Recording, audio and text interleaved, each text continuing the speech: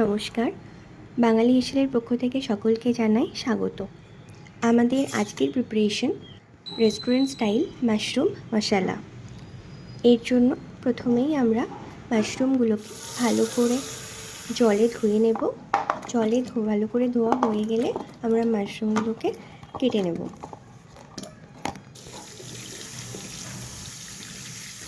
প্রথমেই বলে রাখি, এটা একটি চটজলদি রেসিপি, খুব বেশি সময় আমরা নেব না, সেই জন্য রান্না করতে করতেই আমরা মশলা বানিয়ে নেব।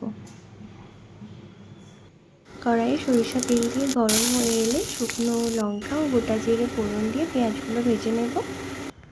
এরপর অ্যাড করব টমেটো কুচি। একটা মশলা বানিয়ে নেব, তার জন্য একটি মিক্সিং বোলে আমরা নিয়ে নিচ্ছি 1 চামচ হলুদ গুঁড়ো, 1 চামচ জিরে গুঁড়ো, 1 চামচ ধনে গুঁড়ো ও 1/2 চামচ কাশ্মীরি মির্চ। এরপর এটিকে ভালো করে মিশিয়ে নেব। মশলাটা অ্যাড করে একটু ভাজা ভাজা হতে দেবো এবং তার মধ্যে আমরা বানিয়ে নেব একটা পেস্ট, যার মধ্যে দিয়ে দেব একটা ছোটো সাইজের পেঁয়াজ, টমেটো, আদা, রসুন, কাজু এবং কিশমিশ।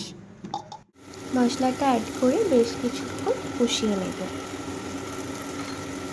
কষা হয়ে গেলে মশলাটা অ্যাড করে দিচ্ছি লবণ এবং